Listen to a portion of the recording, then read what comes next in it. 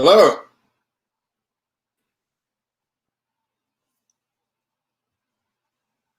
There we go. Okay, you were frozen How's it there going, for a Dean? second. Yeah. Doing well. Yeah, How are you too. you? That was. I'm great. I'm great. Hey, thank you so much for joining us and doing this Music Business Club session.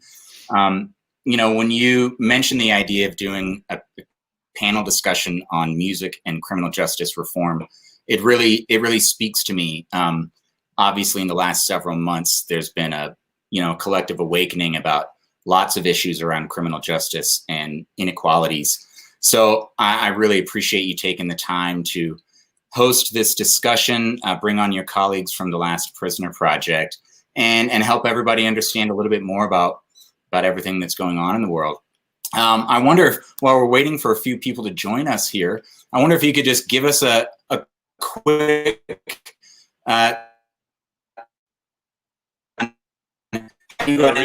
artists and the Last Prisoner Project. Yeah, for sure. You froze there for a second, but is everything okay with me? Can anybody in the chat, Can you let me know if it freezes or there's some latency or anything? But yeah, thanks for having me, man. I appreciate it. I'm happy to be here. My history with Root Fire goes back many, many years to Seth Herman and to you and to the Ineffable guys and Thomas and Igor and Dan and everybody over there. So cool. Thanks, Curtis. And Curtis as well. I remember I slept on Curtis's couch maybe 10 years ago in Brooklyn. One night I was out in New York City and something happened with my hotel room, and I think that might have been the first night that I met Curtis at a Green show or something, and he was like, "Nah, come over to Brooklyn. You can sleep on my couch." And so, we go a ways back. But yeah, I'm here. My name's Dean Reyes. I manage some bands, Rebelution and Durand Jones and The Indications, Carl Ahern, Unified Highway, Eric Rachmani, Riarosa. And so, yeah, I'm excited to be here. I'm also what I guess you would call a criminal justice reform activist. I'm pretty new to it, so I will say that kind of one of the reasons I wanted to do focus this on criminal justice reform was because I had no idea about all of these problems, and I didn't know the statistics and the data, and I didn't know what I didn't know. And so I want to get on this platform and express to people that if I can do it and I can try and find the research and try and find the right people to work with and figure out a way that I'm really passionate about making a difference, then maybe I can inspire some other people who had not had any knowledge about some of the problems in our society and in the system. And maybe it would be inspiring for them to get involved, and we can partner up and do some good work. And so I wanted to bring. I am definitely not an expert. I'm pretty new to it. I co-founded Last Prisoner Project about a year ago, and it's going really well. And thankfully, we're growing really fast, and we're trying to make a big difference. But I'm very new to it, and I have a lot of questions about it. And I figured that if I can get some experts onto your platform, which you were gracious enough to let me host, then at least I can learn some of the answers that I'm trying to find out, while other people can watch and interact, and we can have a conversation about it. So I'm definitely not an expert in, even music too, but I've been doing music a lot longer than I have criminal justice reform and activism. So I think the way that a good way for this to go would be, I will talk about music stuff for a little bit, talk about any questions people have about, music and managing bands and running record labels and routing tours and marketing, all that stuff. And then I'm going to bring on Sarah and Natalie from Last Prisoner Project, and I'm going to ask them some questions that I honestly would like to know, some of which I know, some of which I don't. And I would love to open it to the audience to ask, questions. This isn't going to be a 2-hour drawn out thing. We're going to hit the questions hard and fast. We're going to try to get some quick answers. And this is going to be a bit of a series. So this is episode 1. We have 4 lined up already over the next few months with different guests, both from Last Prisoner Project, other people from criminal justice reform, and other nonprofits. We have some Some people who have spent a long time in prison are going to come on the platform. And so it's going to be a little bit different. We're going to bring different people in. And so I know that everyone is busy these days and there's so much going on. So I don't want to take too much time, but I want to make sure I get some music questions out there, and then we bring on the guests, have a little bit of a chat, and then we'll maybe take it back to some more Rebelution or some more Durand Jones and the Indications or Kyle questions or any of that stuff. And then we can end it and we'll be back. So yeah, great. So, yeah, thanks again for having me. The reason that I wanted to, again, bring in more activism and reform stuff is because I've watched these videos, and you had Thomas Cousins on here, and he talked about all the things about management and therefore you had the great Igor Katz on here, and Igor talked about managing stuff, and then you had Brian Sandell talk about tour managing, and he's in the Rebelution world, and you had Dan talk about all this stuff. So I figured there's probably a core audience of people who are tuning into your platform and who follow it and who are in this genre. So there's probably not much that hasn't been asked or explained already. So that's why I wanted to change it. I didn't just want to do another, how to manage bands or how to run record labels or promote shows or that kind of stuff. I feel like those guys are incredibly knowledgeable, and they're experts and they've answered those questions. So if there's anything specific, I'm happy to answer. I've had a lot of people in my history that have taught me a lot. And the music industry, you can't really learn it from a textbook. You have to kind of learn it by doing, and you just have to kind of be in there. So I'm happy to answer any questions and try to help anybody, figure any of this crazy stuff out. Yeah. Well, thank you again, Dean. So I'm gonna get out of here and let you take it away. But I wonder to just kind of set us on this course, maybe instead of trying to tell us the whole story of Rebelution and how you met them, could you talk a little bit about how your music career and the Last Prisoner Project, criminal justice reform, first began to intersect in your own mind? And I'll let you take it away from here. Absolutely. For sure. Thanks. And if anybody has any questions, I can see the chat running, so feel free to ask any. I'm happy to help. My journey from music started at a very young age. I sold mixtapes on the high school bus, and I was always the kid at school with the most CDs. I've always really loved music and how it made me feel. Emotionally, it was an escape for me. And the reason I got into the music industry is I wanted to be able to provide that live music and recorded music personal experience for other people. And so I've been managing bands for now for about 15 years. And about a year and a half ago, I also do some consulting in the cannabis industry. And I was at a cannabis conference talking about branding and marketing. And we'll cover this whole story when I bring on my Last Prisoner Project co-founder, Steve D'Angelo. And he is known as the father of the legal cannabis industry. And so he was doing the keynote at a conference. We were both in Toronto, and it was 7 a.m. and I walked into the elevator. I was going to an investment breakfast that he was hosting, and I'd never met him before. Obviously, just knew who he was. And I got in the elevator, and we just started talking, and I told him who I was, and I thanked him for everything he's done for the movement and for the industry. And we got to the conference and we went our separate ways. That night, they invited all of the panelists and all the hosts. And I'm giving the short story here because Steve and I will go through it. But we just landed really connecting. And when I went to Oakland a few weeks later, we went and we had lunch and we went to Burma Superstar, which is one of my favorite restaurants. Shout out Eric Rachmani for turning me on to the B Star. And we had lunch and we hung out and we started talking about ways in which we can work together. And I started telling him about my experience in cannabis and branding and marketing and music. And he told me about some ideas that he had in the cannabis industry that I could be of help from the live music sector and some other areas. And then he told me the statistics. He told me that, he has this passion and this idea for a nonprofit, which would be getting cannabis prisoners out of jail.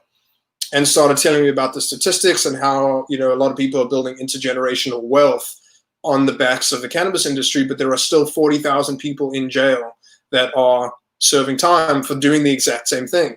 And that just sounded ridiculous to me. And so we first met in June of 2017, I want to say, maybe 2018. And so he kind of told me about, what his idea was.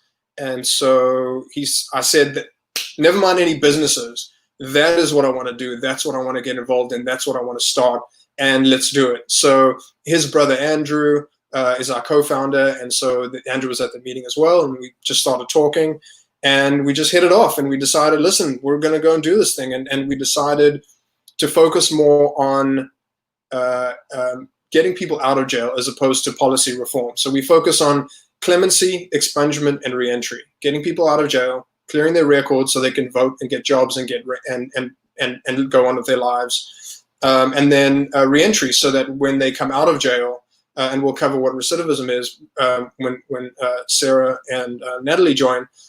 When they come out of jail, they can be able to get jobs and placement, and then the legal industry can reserve a percentage of their jobs and help these people that have been incarcerated for doing what people are doing now legally and making money. Then they can at least get a job in what they were meant to do. So that's kind of what we focused on. Sarah came on shortly thereafter as our general counsel and executive director. Mary Bailey, who will be on the next chat, she came on board. And since then, we've just been growing and trying to, my role in Last Prisoner Project was marketing and branding and entertainment industry. So my goals were to use relationships that I've built in the entertainment industry to try and get ambassadors on board and try and get people to come on board that have a voice and have a platform and can host live streams like this for us and donate the money to Last Prisoner Project, who can post to their audiences and become ambassadors and tell their audiences about this problem. And so it's been incredible. We've got Damien and Stephen Morley are ambassadors and are on our board of advisors. All the Rebelution guys are on the board. They've donated a lot of money. Eric Rockmoney, if you have tuned into this, you might know him. He's done tours and donated a lot of money and a lot of his time to Last Prisoner Project personally, as have the Rebelution guys. Melissa Etheridge is on our board of advisors. And so when Mary's on, we'll talk about everybody else who's on. But that was kind of my part, was to try and do some outreach. So, which brings me to this being one of the parts. So maybe we can, if anybody has any music questions, we can tackle a couple of those, and then maybe in 5 minutes I can bring on Sarah and Natalie, and we can get into some serious stuff like the failed war on drugs and some keywords to know, and racism within the system and trying to get rid of that and trying to get people out of jail, policy reform, and all that kind of stuff. So does anybody, I see some stuff in the chat here, but I don't see any specific questions. Read with the questions, I love it. I have not had to deal with any reggae musicians being wrongfully incarcerated. I know a lot of musicians have been arrested, and we've dealt with some clients having to expunge some of their records so that we can go tour in Canada. So we've had to hire specific lawyers to clear records from cannabis convictions and just straight possession on their record, and we've had to kind of clear that out. So that's pretty much it, but I haven't had anybody incarcerated, thankfully. Okay. Carl Bellotti said, saw Rebelution at a backyard party in Isla Vista years ago. That was right before my time. I met them. I think that was more of a statement than a question, but I'm kind of getting used to this platform here. I met them right after that. I met them in 2007. The story on that, Stephen Schloss. Long time. How are you, sir? I met Rebelution. I was driving around in my friend Ryan McQuaid's car in Irvine, which is where I moved from South Africa to. I'm South African originally, and I moved to California when I was 15 with my family. And I was driving around in my friend's car. I was an intern at the Viper Room, and I was booking shows. And my friend Ryan McQuaid, we were smoking a joint, just kind of driving around, hanging out. And he said, I was an intern at the Viper Room, and they gave me a slot to book some shows. And Ryan was like, oh, you love reggae, you should check out this band, Rebelution. And I'd never heard of them before. And I went home and I sent a message on MySpace, and Marley responded, and I booked them a show at the Viper Room. It was Native Wayne Jobson's birthday, and they played, and that was kind of the start of our relationship. Matt Morrissey says, Dean, wondering your thoughts on the future of touring for large bands like Rebelution. Feel like smaller bands and venues will be back first. How far off are larger shows in your opinion? Matt Morrissey, I wish I had an answer. I think we're just at a very unpredictable time at the moment. I mean, my opinion is, I think we're all kind of hoping for a vaccine, and I think that's going to help the industry move forward. I think people being responsible and physical distancing and wearing masks and causing cases to go down is going to help. But I think right now, I think we just need to really focus on keeping people healthy and keeping the cases down. Smaller bands and venues will be back first. I don't know. I mean, I think it's a question of indoor versus outdoor. Some places are doing drive-ins at limited capacity. It's tough. We've been talking about it. I've been talking about it all day, every day with all of our partners, booking agents, lawyers, bands, management, all other people to try and figure out. And it seems to change all the time. So we don't really know when anything is going to come back. I see drive-ins working or drive-ins happening. I don't know if it works for everybody. I don't know if the financials really make sense based on capacity limits and versus expenses. But hopefully that answers your question. Maybe take one more until we bring on Natalie and Sarah. Lizzie B, anything you are currently working on? We're working on a lot. With just Reb, we just released this dub album, and we are working on some live stream stuff as well. The guys are working on some new music, so I don't know, can't really say when that's going to happen. It's a work in progress, but I think they're constantly, as musicians do, working on some new music. Kyle Ahern is working on some new music. We just started working together, and that kid is just a freak. Incredible musician, great human being. So we're excited about some of that stuff. Another band I work with, Riarosa, is working on some new music too. They just sent over about 25 demos. And so we're kind of working on some new music and trying to figure out a label situation for them and kind of building the team. They're brand new. They're out of Baton Rouge. And what else? Durand Jones The Indications are also working on really hard. They're everyone's just working on music, just working on some demos, trying to create some art, use this time to really stay at home. We're working on live streams pretty much for everybody, trying to figure out the best way to do it and figure out the best structure. And is it indoors? Is it outdoors? Is it one song? Is it 10 songs? Is it $10 tickets? Is it free live stream? All these different things we're trying to figure out. Aaron Fraser, the drummer of Durand Jones and the Indications, just made an album with Dan Auerbach from the Black Keys down in Nashville. And we're releasing that first single coming up. So it's exciting times. Okay, let's jump to bring in Sarah and Natalie. Let me shoot them a text real quick.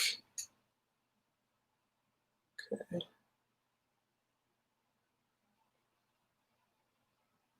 Okay, while they're jumping on, let's see. Question, how is LPP making sure the info and message go viral in the school so that our kids are knowledgeable about what's going on in our world around the space of cannabis? I think that's a great question, and Mary will be able to tackle that a lot better than I will when she comes on. I don't know if we're getting into the message to go viral in schools. I think that's just a whole different world when you're trying to bring in education. And so what we're trying to do, Randy, thank you for your question. There are education platforms for cannabis. As you'll see in some of our questions, there are a lot of walls that we are trying to break down, even just in terms of going viral within the internet, which isn't even trying to get into education systems. So that's definitely a struggle and uphill battle.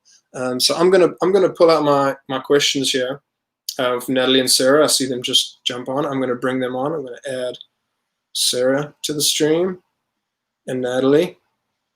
Are you there? How are we doing? Can everyone? Yeah. Hey, Dean. Thanks for having me. How's it going? You're welcome. Of course. Let me see. Maybe some of my questions. To be here.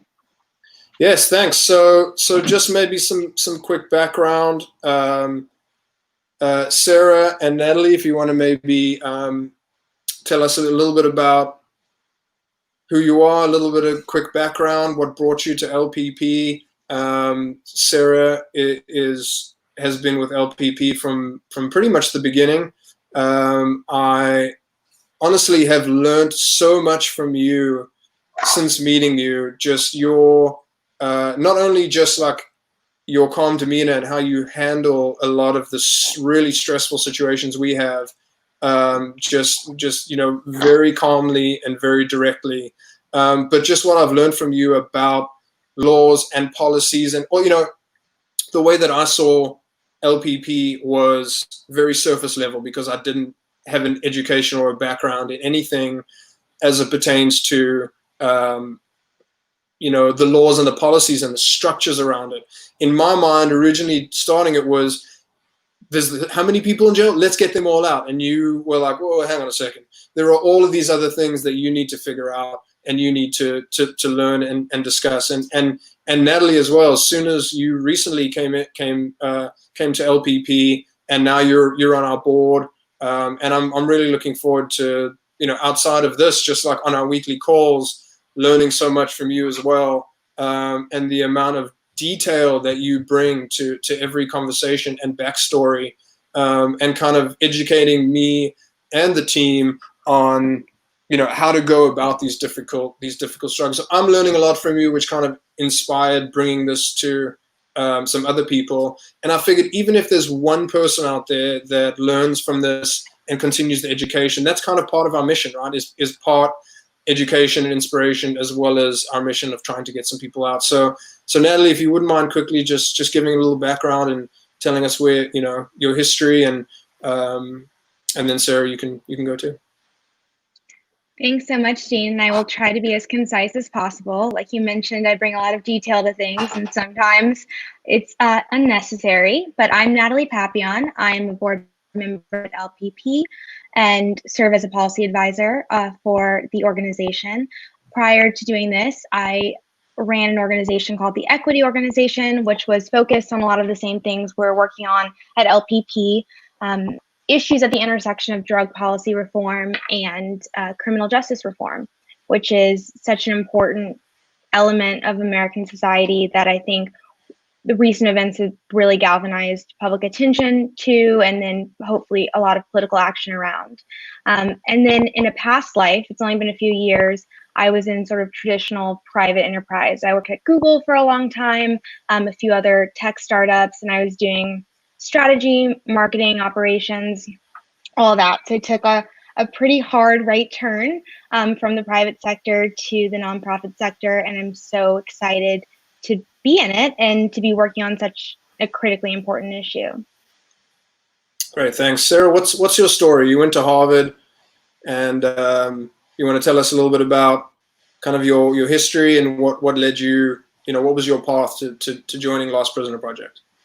Sure. I do just want to start by first thanking you, Dean. Thank you to Rootfire.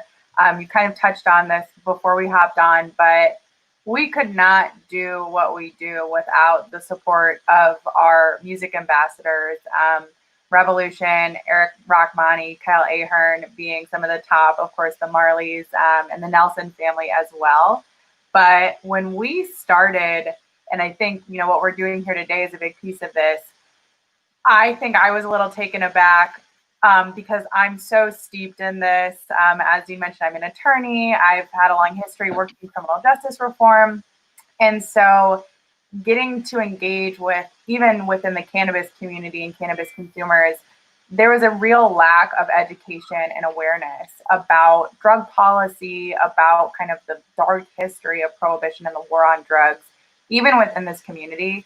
And being able to utilize the platforms of our music ambassadors, getting to their audience, to their supporters, has been so critical to our mission and to educating folks and helping people to understand the scope of this problem. So I just wanted to start by saying I am so grateful to this community, particularly to Eric and Kyle. I can't even talk about how grateful I am to those two. They have been such a huge help to this project, and we really could not do what we do without them.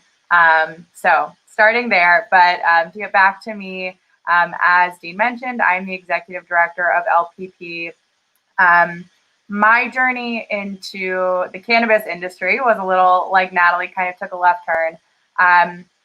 When I was in law school, I was actually going to law school and thinking I was going to be an intellectual property attorney. I was very engaged in kind of public media. I had worked at local public radio for a long time. I was very steeped in kind of the independent radio community.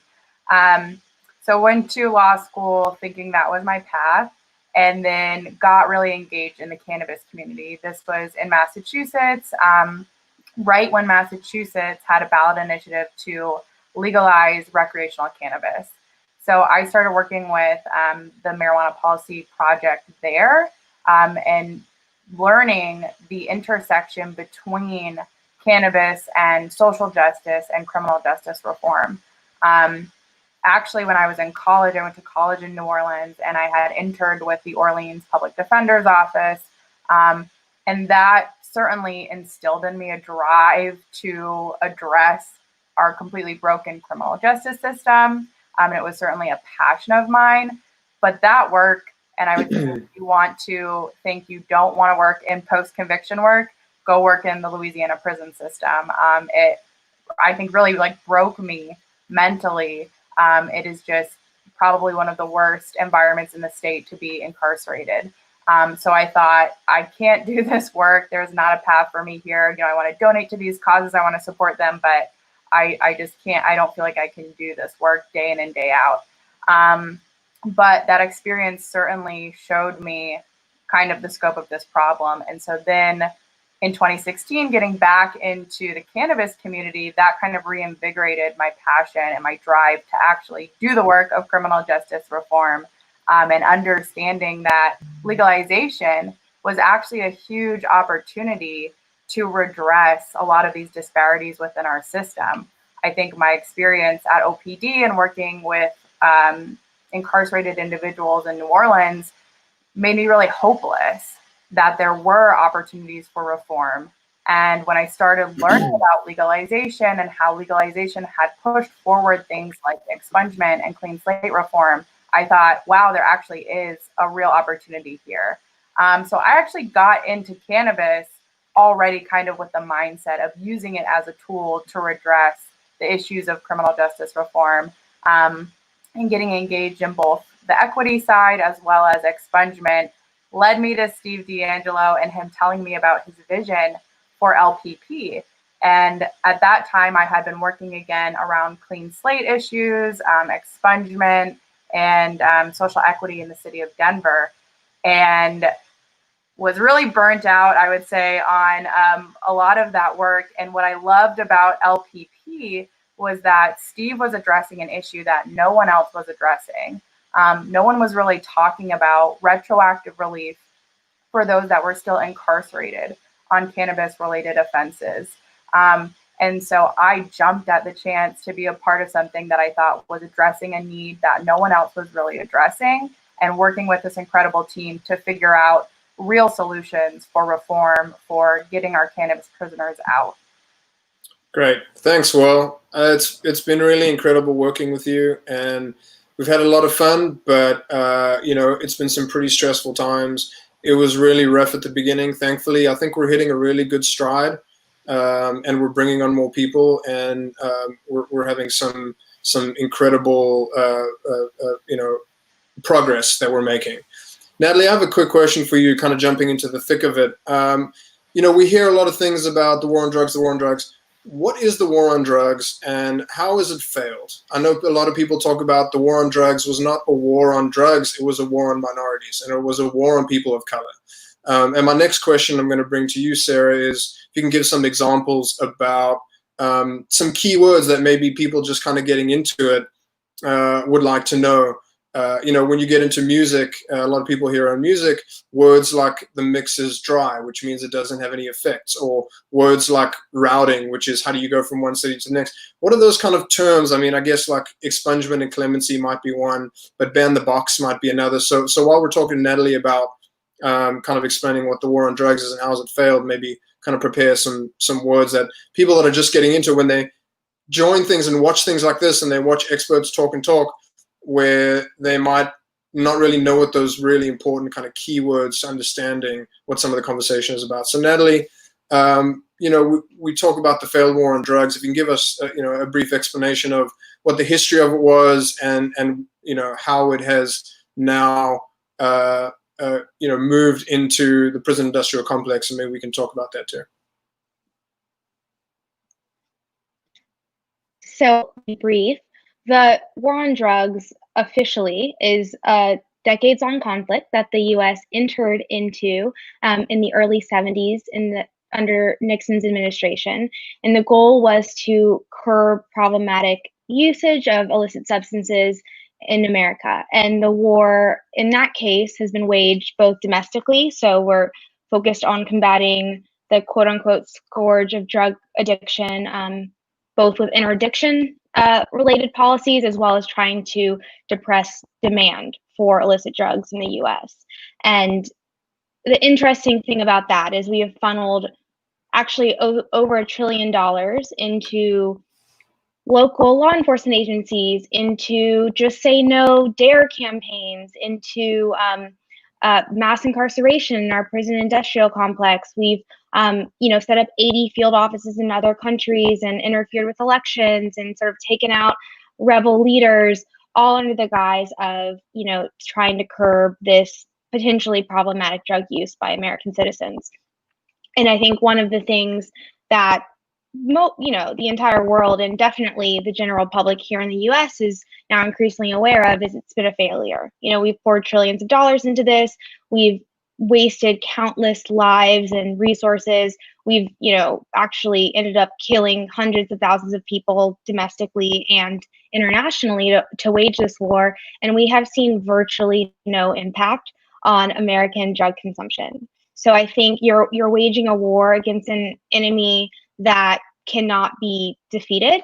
And I think, the idea of waging a war on drugs, drugs don't fight back. You're waging a war on people. And I think the really insidious part of this war on drugs, and there's a real reason why it was framed as a war, as opposed to sort of like an initiative or, a public health policy, is because there are some really, really horrifying racist and xenophobic origins to the war on drugs, both explicit and implied. So the history, I won't go into the entire history because I could talk everyone's ears off, but starting in the late 1800s, we start to see the first federal drug control statutes. Before that happened, everyone in the US was sort of free to consume whatever they wanted as they would. And for a couple hundred years, things went pretty well with that.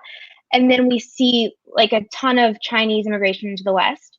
And we see a lot of what, headlines would now say economic and racial anxiety stemming from these changing demographics. And Chinese immigrants tended to use smoking, opium, as one of their sort of social pleasures or experiences.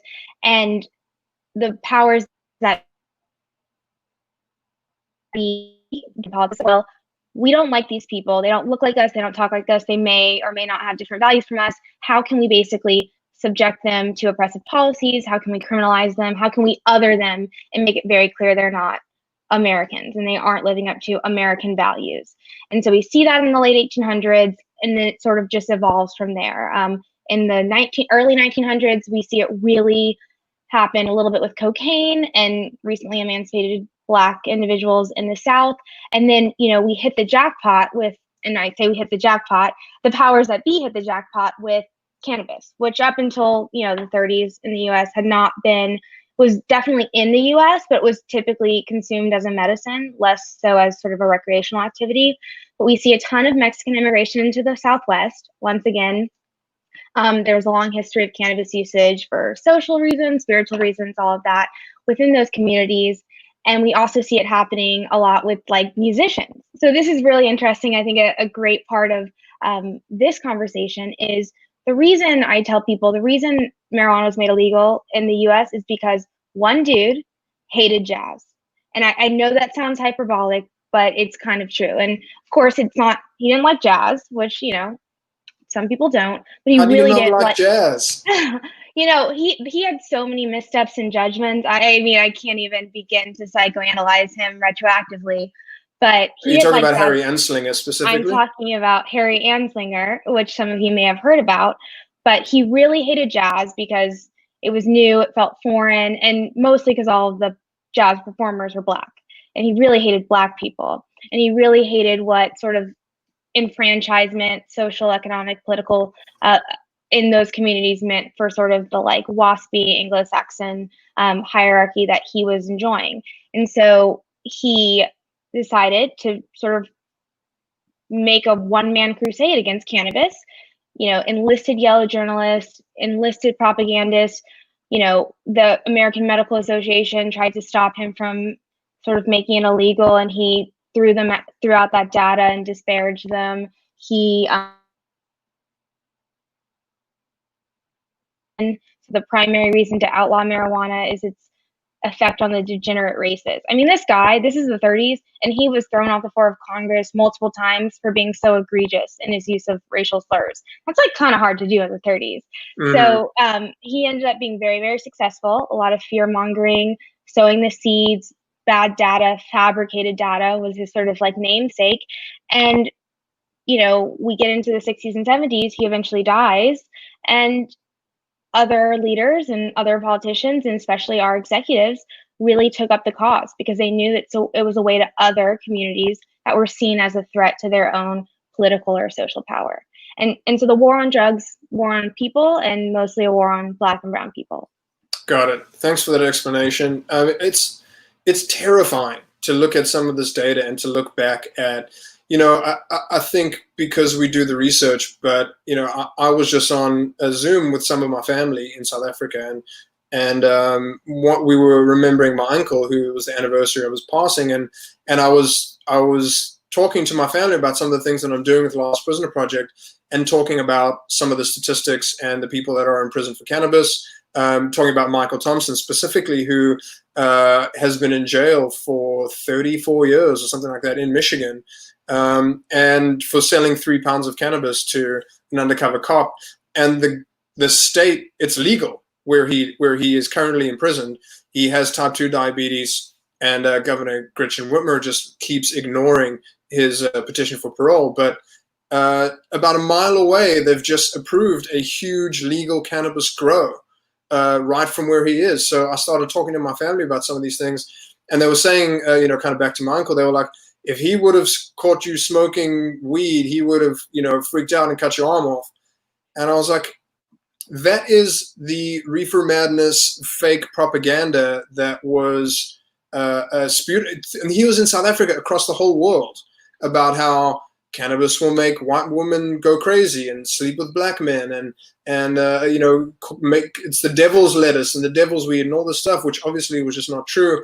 Which then it was partly a media propaganda campaign, which not only got the policy side involved, but also, you know, informed the general public of how negative cannabis was for you.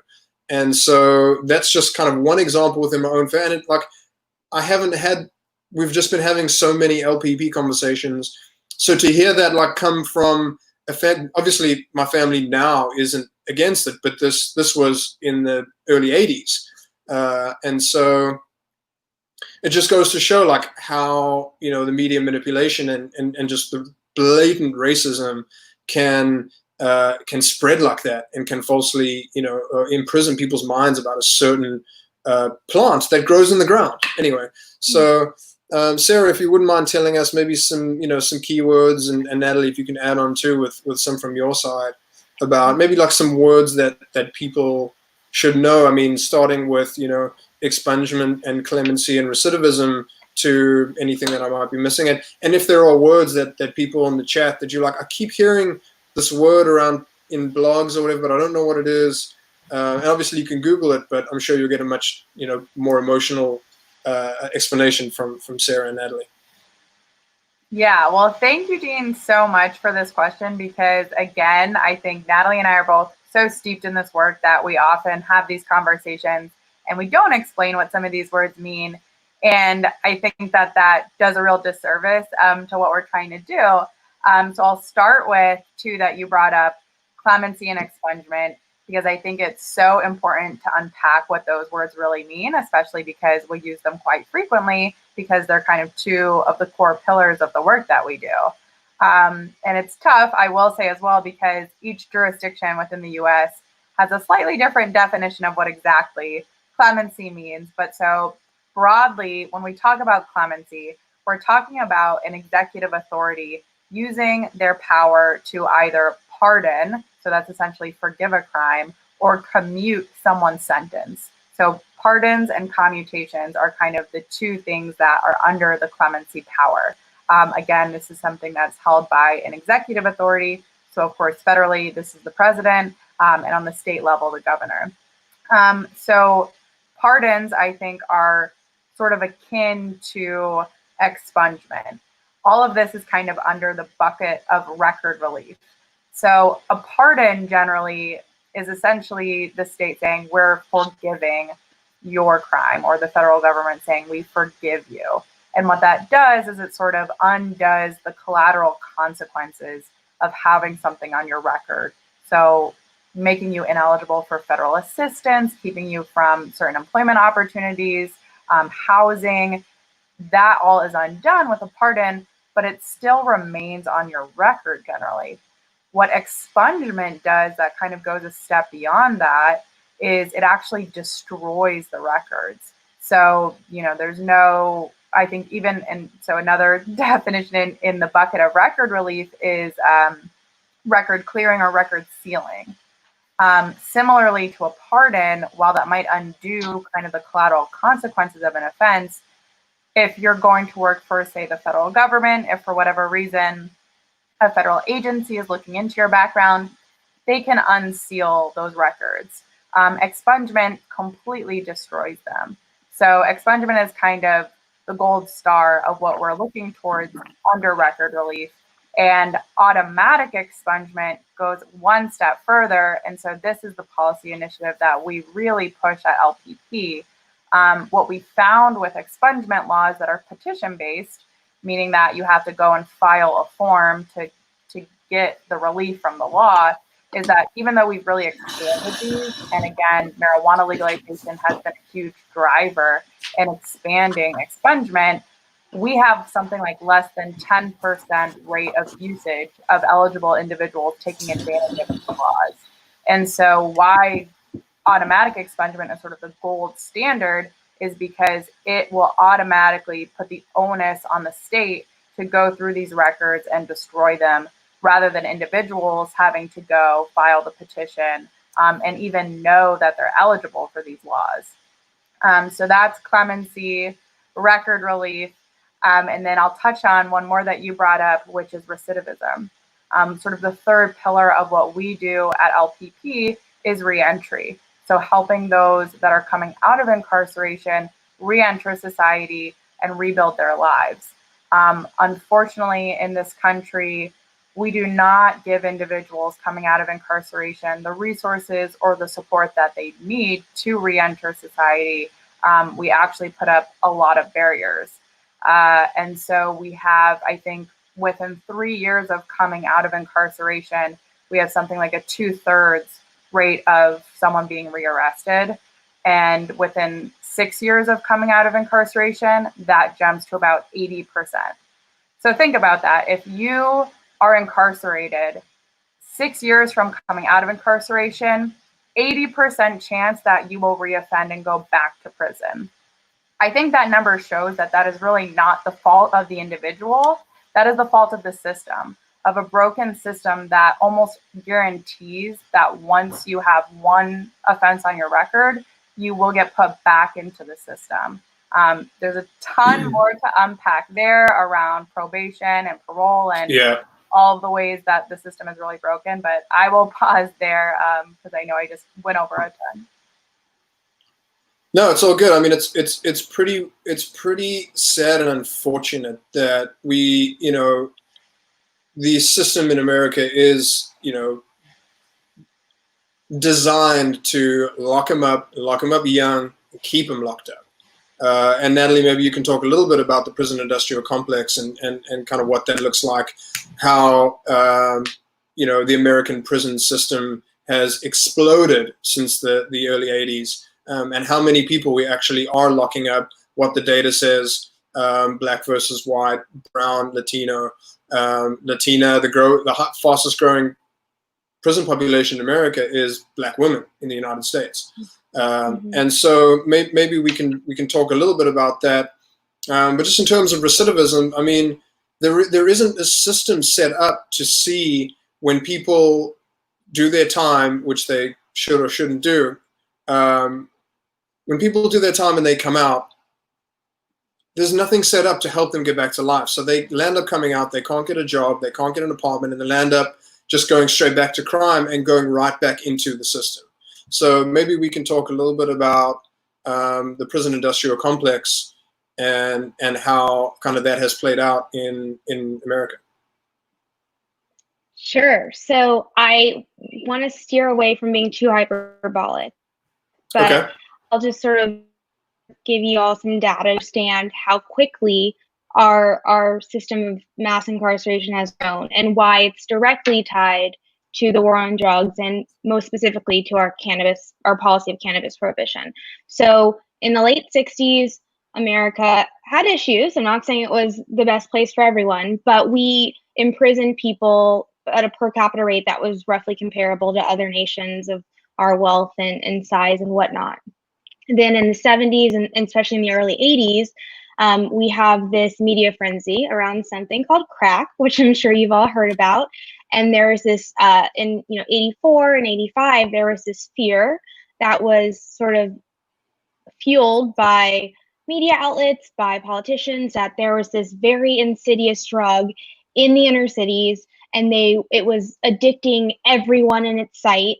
And if we didn't start cracking down on people who are either consuming or distributing crack cocaine, we were going to end up in anarchy in like 6 months. And when you read these headlines, it's not that long ago, it truly felt like aliens had invaded the country, and we were never going to be able to be the America we wanted to be if we didn't lock up every single person who even looked at a crack pipe, And so we see people on the left and the right trying to basically out tough on crime each other, and they start putting together a ton of legislation and laws and policing practices. They start pouring billions of dollars into things like mandatory minimum sentences. So if we catch you with a joint, you will have to go to jail for 5 years. That's just like how it's going to be. We start seeing these horrible racial disparities. So for those who know, crack cocaine was generally thought of as like a black drug and an inner city drug because it was less expensive than powder cocaine. And then powder cocaine was like 80s sort of Scarface, like almost glamorous. You go to the club and do a line or two. They're the same substance, essentially. They're like a bit, they're the exact same thing, but they're associated with different people. So one of the laws that was rolled out was there was 101-to-1 sentencing disparity in crack versus powder cocaine. So you had to basically carry you had to be caught with 100 times as much powder cocaine as crack cocaine to get the same sentence. And so, of course, that's going to disproportionately impact people in the inner cities. And, I think crack is sort of the drug that is most closely associated with the war on drugs. But the truth is, the rates of crack usage were falling before these laws were even enacted. But I think there had been such a frenzy that people couldn't really pull themselves back. They were trying to now people claim people are trying to out-woke each other. It seems in the 80s, people were trying to do the opposite. So you have people throwing, omnibus crime bills and mandatory minimums and fueling billions of dollars into SWAT teams and sending tanks to the police, which we see today. Those are all courtesy of drug war grants, by the way, the things we see on our Twitter accounts and on our TV screens. And that obviously fuels this horrible cycle because like Sarah and Dean, like you all alluded to, once you're in the system, it's pretty much a miracle to get out. You can be tripped up by totally nonsensical parole or probation violations. You're stopping and frisking sort of every person on the street. You're making them empty their pockets. They have a joint in their pocket. Guess what? You're going back to jail and for longer because this is your second offense. You're getting people starting at 15 or 16. So you're unable to complete your education. You're unable to access housing. You're homeless. what else are you going to do? But, you know, potentially have to turn to a criminal act to sort of literally survive. And so from there, we see the system just bloat and bloat. On the court side, you know, we see that also bloat. At the same time, we're seeing our policing practices become more and more brutal, and zero tolerance and quality of life policing and broken windows policing. And now we have 2.3 million people today under federal, local, or state incarceratory custody.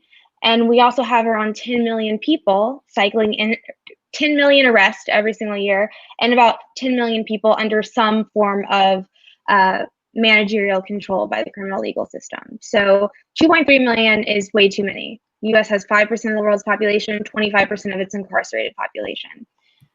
That only is one small, I mean, that shouldn't be a small part of the pie. That really is. Yeah. Because we have 4 times as many people who are monitored by the state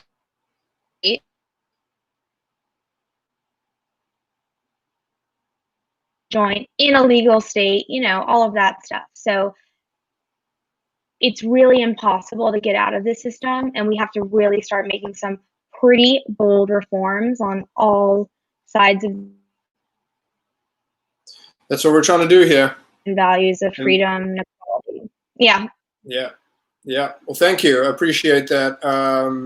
You know, like I said at the beginning of this, I am so brand new to this, and I kind of had the idea to do this to try and just put it out there that anybody, you don't have to be a lawyer or have, you know, a lot of experience in this field to get involved and try to you know, make some positive change.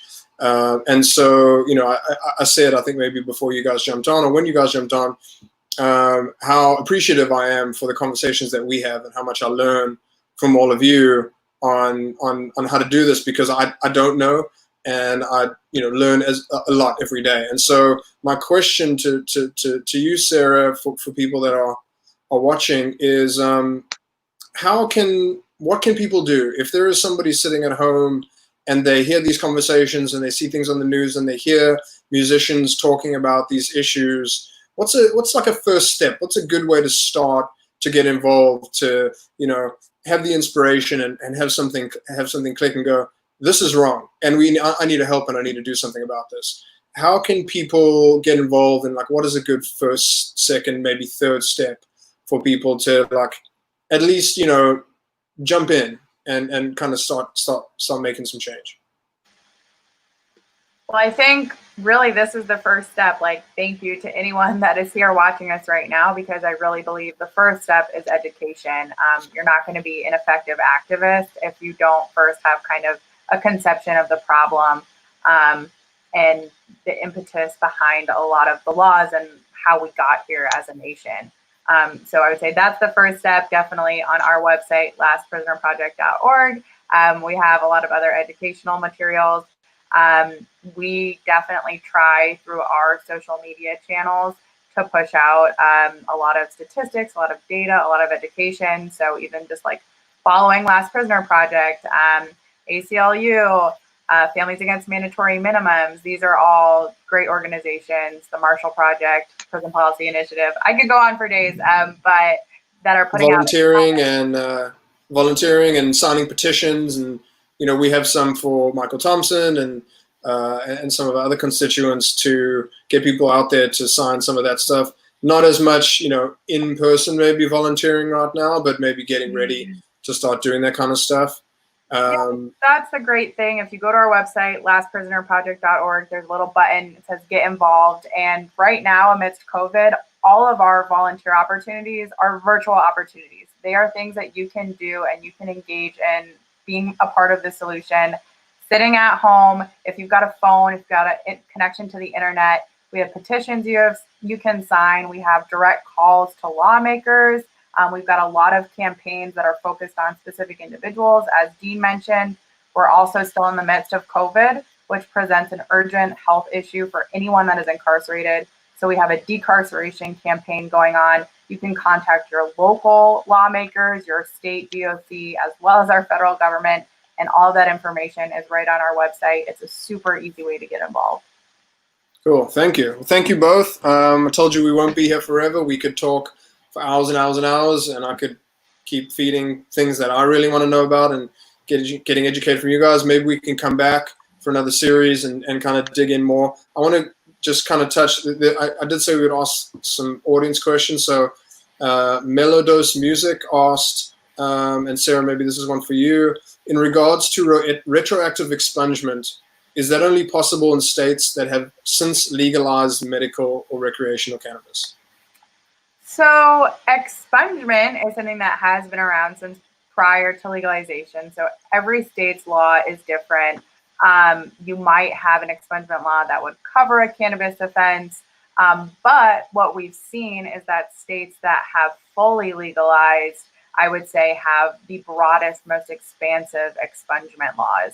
And so that's why when I say cannabis legalization really catapulted some of these initiatives around record relief, I think you're seeing a real expansion of those laws. One thing I really wanted to make a clear distinction, because I feel like maybe I missed it in my definition, but when we talk about retroactive expungement, again, this is just going to offenses. So there is currently no retroactive relief for those that are currently incarcerated on cannabis offenses, whether you're in a legal state or not.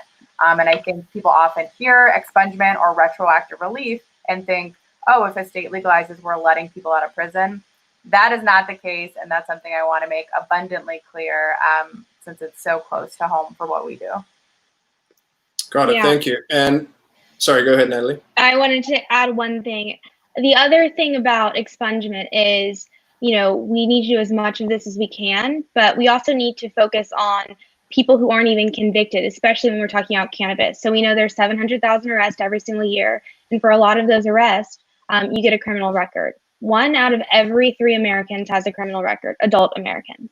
A criminal record, you don't need to be convicted to have your assets taken away from you, to, sort of see adverse employment opportunities. Just the simple act of being arrested can, for a lot of people, is essentially the same as being incarcerated in terms of the collateral consequences in our lives. So as we're in this moment thinking about American policing practices, the injustice in our penal code, also we're granting retroactive relief to people who are currently incarcerated, and we're making sure no more people get funneled in the system, because we don't want to have to do this work forever. We want to put ourselves out of business.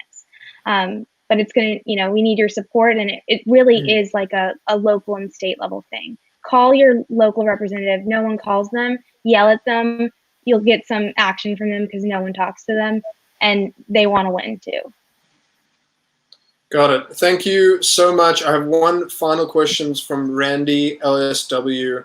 Are there new laws being created to promote equality and business opportunities across the country? And I think you might be alluding to social equity programs, but maybe I'm wrong.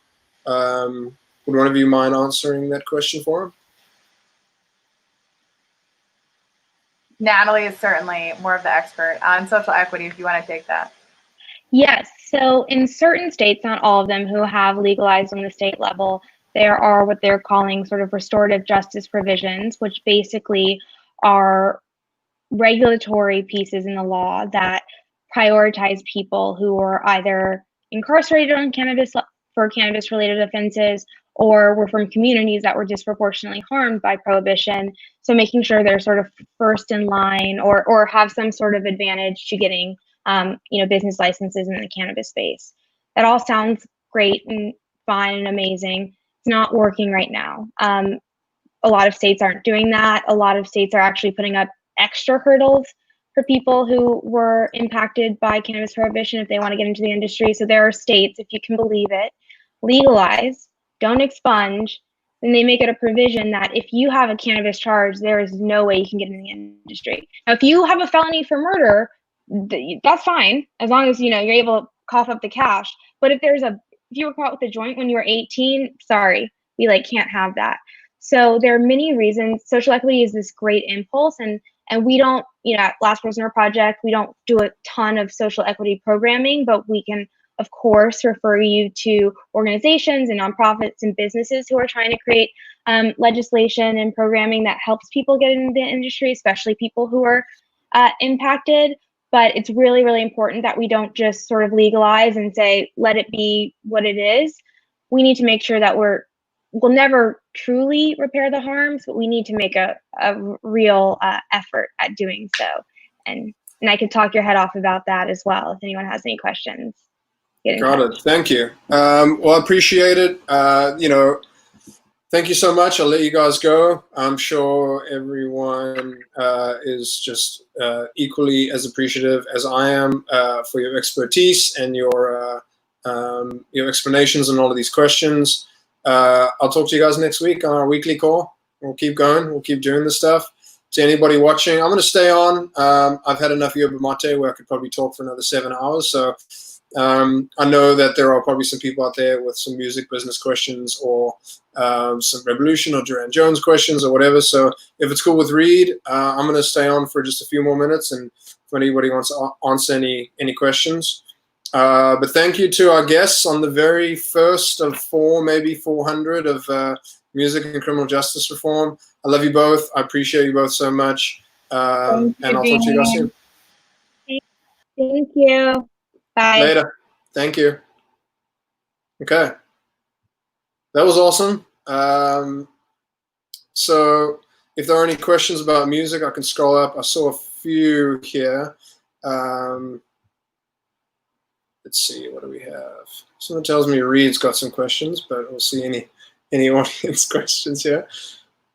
Maybe some shout outs, maybe a little bit about, following up on how I kind of got into this was through music. Never underestimate what you can accomplish from just a blind email or a blind text or a blind phone call or a Facebook message. Anybody that's out there in the world that you admire, don't feel shy to reach out to them. Make it very personal. I have been very lucky to have a lot of incredible responses from people who have impacted my life and both music and criminal justice reform from just reaching out to them blindly or asking somebody who knew somebody for an introduction. Don't be shy. Really go for it. You never know. Make the message personal. Make sure you do your research. Don't just to whom may concern and a very broad message. Find out something that's very personal to that person. Reach out to them. Ask them for advice. Offer your help. You will be amazed at the amount of response that you can get from people who are trying to do what you're trying to do and people who were once in your position and who may still be in your position, but you can team up. And I think if you do it respectfully and you do it very personally, I think it can really help. I've had a lot of incredible responses from people all over the world that have really changed my life just from just saying, you know what, screw it. I'm going to Facebook message this person and I'm going to get this person's number from somebody else. And I'm going to email or direct message them or whatever it is. Like, don't be shy. I think you'll be really surprised at what you can really do. And I'm sure there are people on here that are musicians, people who just love music, but I think it's more of like an industry community from what I've seen. It's a lot of bands and people who want to be managers or tour managers or any of that stuff. So I'm going to scroll through. I see some new comments. Let's see. So scroll to the top to some early ones. Let's see. Melodose Music asked, what was Rebelution the first band I started managing? What's your favorite early days memory with Reb? Rebelution was not the first band I managed. I managed a couple before. I managed one band that ceased to be a band. Now I went to Musicians Institute in LA, and it was a 6-month course. I studied music business. Shout out MI. And one of my school projects was to manage a band. And so I found a friend's band. I kind of helped them. So I was technically managing them first. The second band I managed was a band called Sipes and the People. They fired me. I was a young 20-year-old. This was before I met Rebelution. Had no idea what I was doing, but just really went for it. The lead singer and I and the band just had a clash, probably because I had absolutely no idea what I was doing. And so that didn't work out. I went back to my internship at the Viper Room, and then the Rebelution relationship came about. And so that's how I met those guys. I managed the band, they disappeared. I managed another one, they fired me. And I, got back up and kept doing what I wanted to do.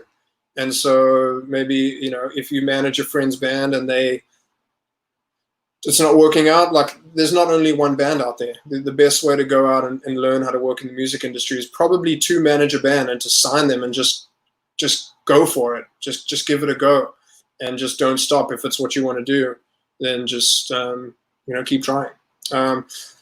What's your favorite early days memory with Red? The early days were great. I think it just comes down to the band members. The guys are just such great humans and great people to be around, and some of my good friends. And the same answer is for these days. The same memories are just being surrounded. When you manage, when you are in a band and you're a manager, an agent, or on the road, you spend a lot of time just sitting around doing nothing. And if you're surrounded by people that don't get along, or that, don't respect you as a manager or as the, authority or the business authority within the organization, it's probably not going to work out, because it's such a personal and emotional relationship. These people are finding the emotions deep within their consciousness, and they are figuring out how to take their deepest, darkest feelings and put them onto paper and then put them on record. And you're involved in that and talking about, so that you're sharing stories. So the same favorite memories from the early days until today are having those emotional deep connections. In the early days, it was, how are we going to make this happen? What doors can we kick in? And we're still doing that. Even though Rebelution is a successful band, we have not stopped in trying to continue to grow and get the positive message out.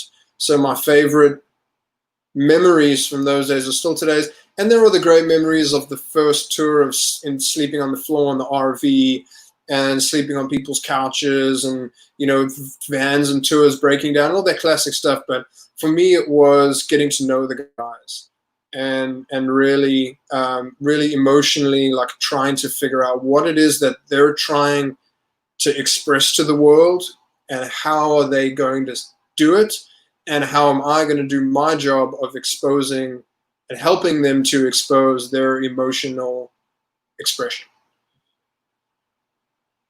Let's see. Shout out Jeremy Anderson, Treehouse. I haven't met Lizzie B, but I see her everywhere on every chat and every live stream. Don't know who you are, but you seem very passionate about this movement. And I just thank you from my side for whoever you are out there and what you've done. You seem to be really passionate. You seem to really love it. So shout out to you. Margaret Galton showing up. Margaret, another incredible human being who I think would actually be cool to do her own one of these. Margaret works at C3 in Austin. I don't know if she's still tuned in, but she was earlier. Incredible human being and great friend. And she's books the Austin City Limits Music Festival, amongst other venues. Maybe I'll pitch it to her and see if she can come on and do one on booking. I wish we got to the question about how far off federal legalization is. I don't know if I'm an expert to say that. I think it depends on a number of different factors. A lot of people are for it regardless. A lot of people are against it until they figure out certain things like social equity issues, and trying to make sure that people that were arrested, as well as people of color, get the opportunities, that it's not all rich white dudes that are making all of this money. So a lot of people really are pushing for legalization. A lot of people are pushing for it to be done correctly. I'm not an expert enough on the legalization to know. Obviously, I want cannabis to be decriminalized and legalized immediately. So that's kind of where I stand. Let's see what else we have. Lizzie B. I don't know why we haven't met, but one day we will. Shout out Brian Sandell, Rebelution's tour manager. Let's see, Rootfire asks, what are some different basic touring strategies for developing artists? How do you feel about residencies versus being extremely cautious not to overplay a market? I think it's a tough one to say about being cautious and not overplaying a market. I think another shout out to Aaron Pincus, who's been Rebelution's booking agent since day one. just listening to that guy talk, I've learned so much about routing and analyzing data, and figuring all of that out. That, you know, one lesson that I learned early on from him was, it's all about, not all about, but a lot of it is about past data. How you're pricing your tickets, what markets you're playing, what rooms you're playing.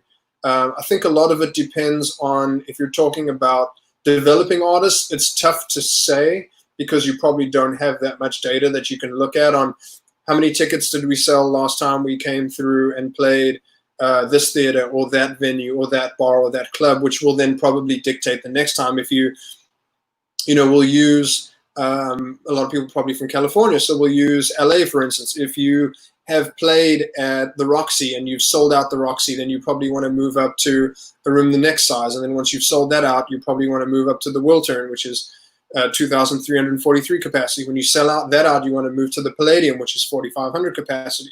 When you sell that out, you might want to move up to the Forum or to the Greek Theater or whatever. It really depends, and I think a lot of it comes back to analyzing the data and figuring out, what have we done before, what should we do again. If you don't want to, my philosophy is always, it's always good to sell something out and leave people wanting more. It's more of an emotional human factor than it is a, you know, touring, but they kind of play into the same way. Rather, you know, so every single show, when we're booking a tour, say Rebelution Summer Tour, we go through for months, if not years, or a year, or maybe more, every single show and every single ticket price and every single history. It's not just a one size fits all. So when you're looking at routings or dates, every single show, even down to the ticket price and the schedule and the scaling, which is how much do you charge for which seats in what section, each one really depends on where you have been before and where you're trying to go next time. So to answer your question, Reed, you know, it depends on the residencies. It really works for some bands. You know, it also depends on what availability in the rooms there are in that market. Because if you're looking at certain cities, they don't have the right capacity size room that you want to go play in. Let's say you've sold out a 500 cap room and you want to jump up to 1,000 or 1,500 or 2,000, but the only option in that market is a 5,000 capacity room, and the gap is too big. So you might want to do 2 or 3 nights at that specific room, so that you can fill the desire. I'm trying to think of you're trying to fulfill as many tickets as you can sell in that market without leaving any on the table or leaving an empty room. So your only choice might be to play multiple nights at the same venue or a residency, so that you can at least fulfill the demand, was the word I was looking for, and that you can at least play to everybody who you want to play to in that market. Or you just want to do it for fun, and you're like a Dave Chappelle who says, screw it, I just want to go do 5 nights at this, you know, at the Roseland in New York, because I love that room and they treat me well, and I love the talent buyer, and I have a deal with the promoter that I have a certain night to fill, whatever. So it's not really kind of a one size fits all. Shout out to Katie Leggett, who has been Rebelution's publicist for 6 or 7, maybe longer years, and is now the publicist for Last Prisoner Project. She spends many hours working for free to try to get Last Prisoner Project a lot of media and interviews and features in magazines and all that kind of stuff. So Katie is doing a lot of great work. So any other questions? I'll answer Reed's, but I see there's still some people in the chat. I'm sure some people have some questions. Brian, you're not allowed to ask any questions. You and I talk every single day.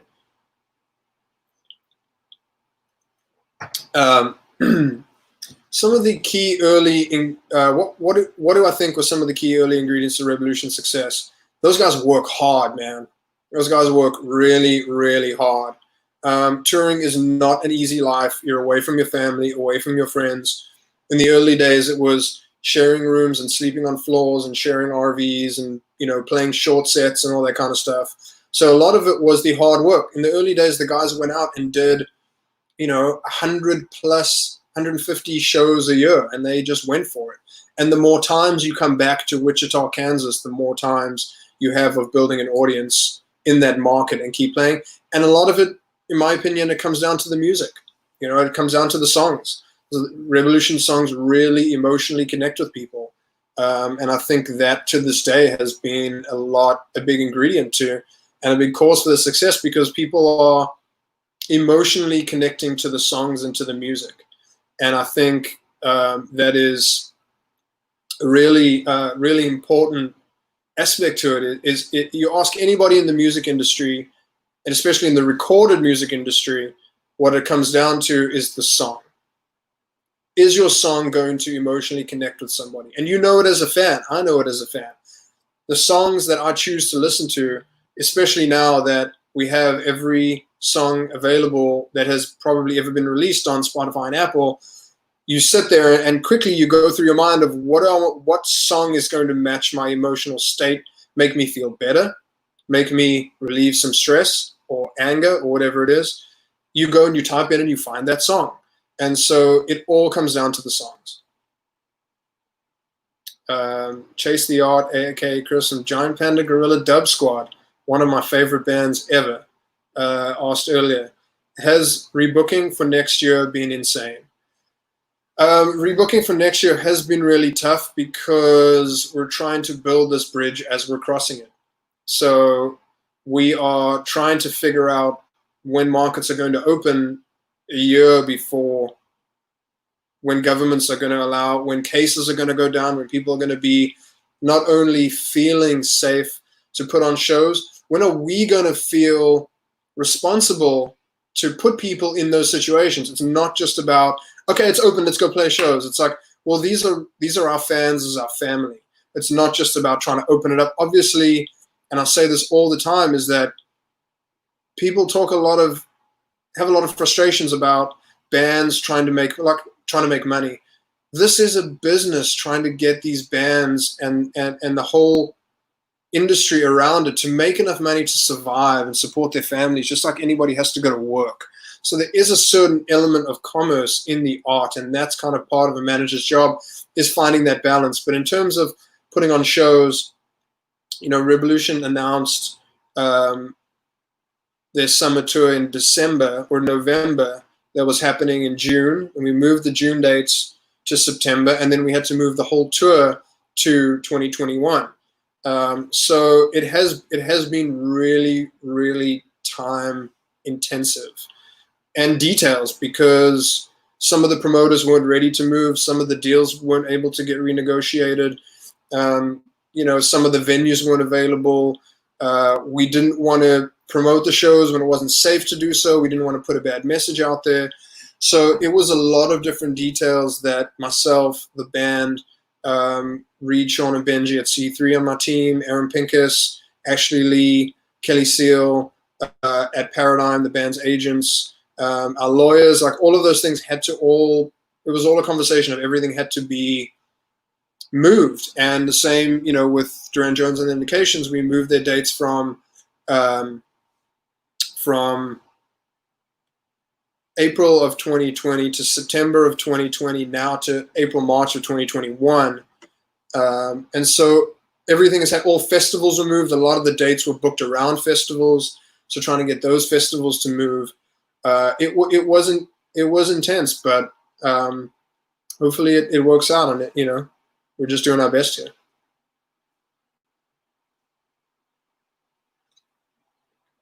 Continuing on, there's still some people watching. Okay. Let's see, Rootfire. Can you tell us a little bit about the history of the Brightside Festival and how that began? Very cool to see a destination event happening in the place where reggae music originally came from. So the Brightside Festival began, Rebelution have always tried to have their own festival and create their own experience, because it is a very core audience and a very cultural band. They're not just kind of playing, they're playing reggae music, and they're playing conscious music, and they're playing positive music. And there is a culture around it, and it's not just about the music part. There are other emotional elements around it. So we always wanted to create a event that encompassed all of the different cultural aspects of Rebelution. We decided to do it down in Jamaica because that is the birthplace of reggae. And I know there is a lot of, not a lot, but a little bit of controversy around American bands bringing Americans to Jamaica at an all-inclusive. These things are, people look at these festivals and events and they think, why didn't they just do it this way? Or why didn't they just create this? Or why didn't they do it here? Like, these things are really difficult. We worked on the Brightside Festival for like 2 or 3 years, maybe.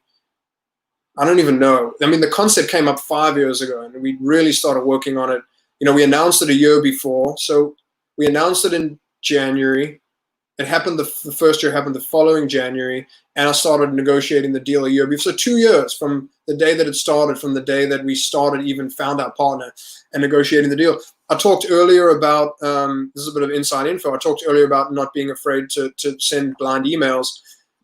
I had talked to some promoters and they weren't in the position for us to do one in other areas. There was a lot of competition in Mexico and the band wanted to do it in Jamaica. So I found this company called Island Gigs and I just Googled who produces music festivals in Jamaica.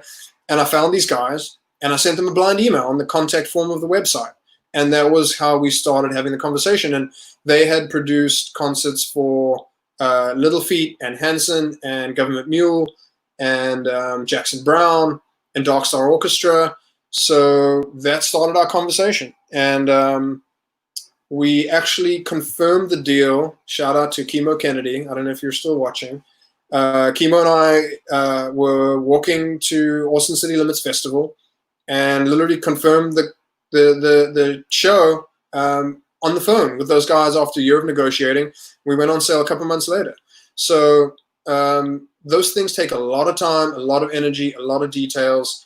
So the history of the Brightside came from Rebelution wanting to bring their fans to the birthplace of Jamaica and support Jamaica, and wanting to have their own unique event. And this kind of was the best way that we could do it. And it was, you know, incredible experience, a lot of fun, a lot of work. These things are so much more work than people have any idea about.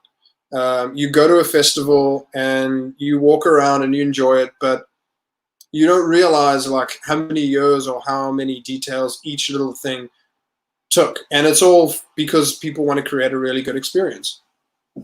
So that's how that happened. Let's see what else we got.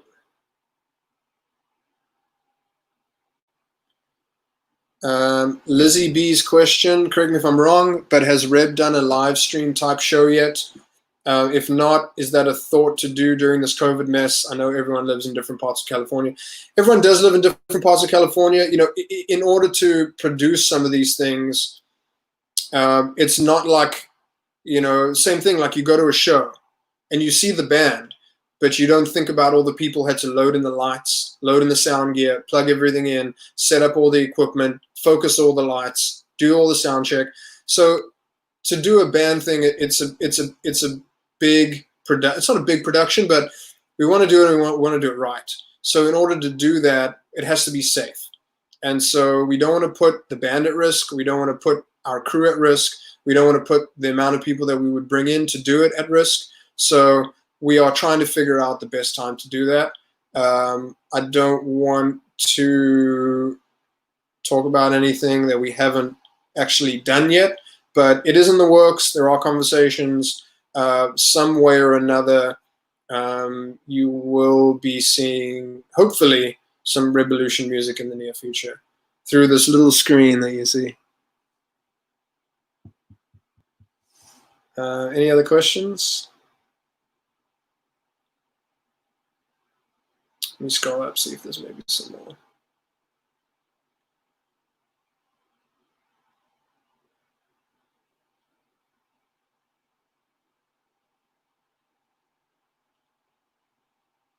Yeah, it's been about an hour and 24 minutes. I think we're pretty good. Okay, yeah, I don't see any other questions. I don't see anything new. Reed, anything? Any other questions to throw in there that people might want to know? Let's see. I can click end broadcast whenever I'm ready. Okay. Thanks everyone for tuning in. Appreciate it. This is the first one of a few. I've never done this before on the internet. But the Last Prisoner Project element really kind of gave me, you know, a way to try and express and educate about the nonprofit aspect. And so I appreciate Reed for giving me this platform. The second one we're going to announce is going to be Mary Bailey, who's Lost Prisoner Project's executive director and head of partnerships. So she's going to be on. Mickey is going to be on from Lost Prisoners Project. She just joined. She's another Harvard-educated, incredible, knowledgeable about criminal justice reform, policy expert. So she's going to be on. We're going to do another one with Stephen Andrew D'Angelo, my co-founders of LPP. And then I'm going to bring on my friend Jason Baldwin, who is, he was one of the West Memphis Three, and he was locked up for 18 years, and he was wrongfully convicted. And he spent 18 years in jail and was finally released and proven his innocence. And then he started Proclaim Justice, which is a nonprofit that's going to be and has continued to get people out of jail using investigative evidence to get innocent people out of jail. And Jason's going to talk a little bit about his experience in prison and what it was from the inside, what it was like getting out, what he's dealing with now. And then he and Jason are going to talk about some cases that they're working on and some ways in which they're going to, you know, explain how they're going to get people out, not specifically for cannabis convictions, but for any other. Sorry, my dad just texted me a question. Let's see what Pops has to say.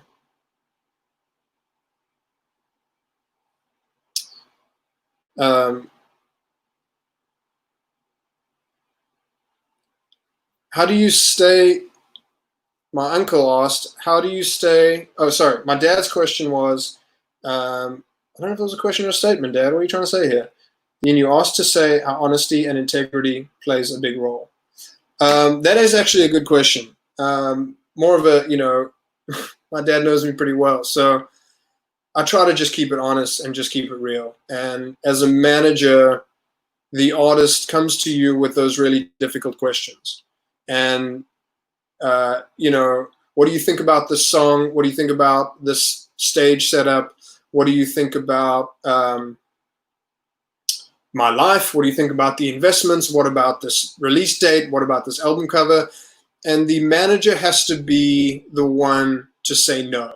We have to be the one, you know, we have the conversations all the time, and the band will be like, well, I sent it to my friends and they love it. Like, obviously they're going to love it. They're your friends, and your friends and people in general are very reserved in telling people that they really respect the truth. When it comes to honesty, a manager's job is to tell the client exactly how they feel, whether it's going to hurt their feelings or not. And for a long time, in the early stages of when I was managing bands, I would be afraid to speak my mind because I was operating out of fear that the band might not like what I have to say and fire me. And when I had conversations with my clients and they were like, no, I appreciate it and I want you to tell me the truth and tell me when I'm fucking up and tell me when you don't think a song is good enough and I need to rewrite it, or tell me when you think I look ridiculous in this hat or this outfit or whatever. That's when I really took it upon myself to just drop the fear and the anxiety and try and really be honest. And that really helped me as a human and as a manager be able to connect with what I really thought and what I really wanted to say and say it. So if anybody's out there that wants to be a manager, it is the manager's responsibility to tell the truth and be honest and say no. Because even if the manager is wrong, you have to be the one to say what you think, because that's what you're getting paid for. You're not getting paid to say yes, yes, yes, and be a yes man and tell the band everything that they want to hear. If the relationship is right and you're the right manager for this band, they are paying you to tell the truth and tell them what you think. My uncle Anthony asks, how do you stay so composed with all the chaos going on at a show? You know, I don't know. I think it might just be that I have to, and that if I'm freaking out, then everybody thinks they can freak out on the crew or in the band. And part of it is that's kind of part of just my demeanor. I'm just generally more calm in areas of chaos. Maybe that is kind of what has helped in my management style, is that I am calmer when things are going crazy and going mad and chaos. You know, when you are a manager at a show, you're thinking about so many different things, and you are looking at so many different areas, everything from how the band's doing to what the ticket sales are to how the show sounds. Shout out to Joe King, who does Rebelution sound and Durand Jones sound. What the lights look like. Is one light out of focus? Is there a solo happening when the video's not on them? Like, you're thinking about all of these different things, and you are trying to make everything better.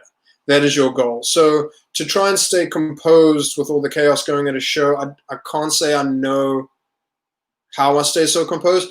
Part of it is I'm just happy to be there. I'm just happy that this fool gets to do what he loves, and I'm just grateful for the opportunity that I'm trying not to mess it up. But part of it comes from that I love what I do so much, and I'm so appreciative of the people who support me, especially my parents who let me get into this. And I'm just, maybe it just comes from a place of just immense gratitude that I'm just feel so lucky to be able to be at a show, period, have my life that I have, when you kind of break it down, to be alive, to be free, to be healthy. And then on top of all of that, just to have the basics to be able to earn a living doing what I love. I think about that constantly. And that kind of brings an outpouring of gratitude and appreciation for the opportunities and the privilege that has been given to me and that I have. And I don't want to take it for granted by acting like a fool. Cool. I think that's it. My family turned up.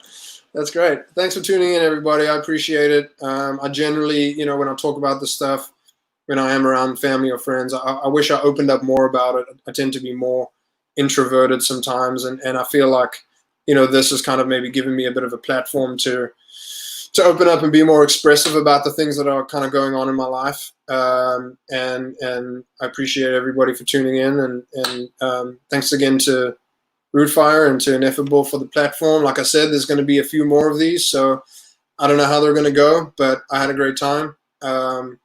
And yeah, thanks for tuning in. Later, everybody. Stay safe, stay healthy, look after each other, wear a mask, wash your hands, keep your distance, stay grateful. Later. Thank you.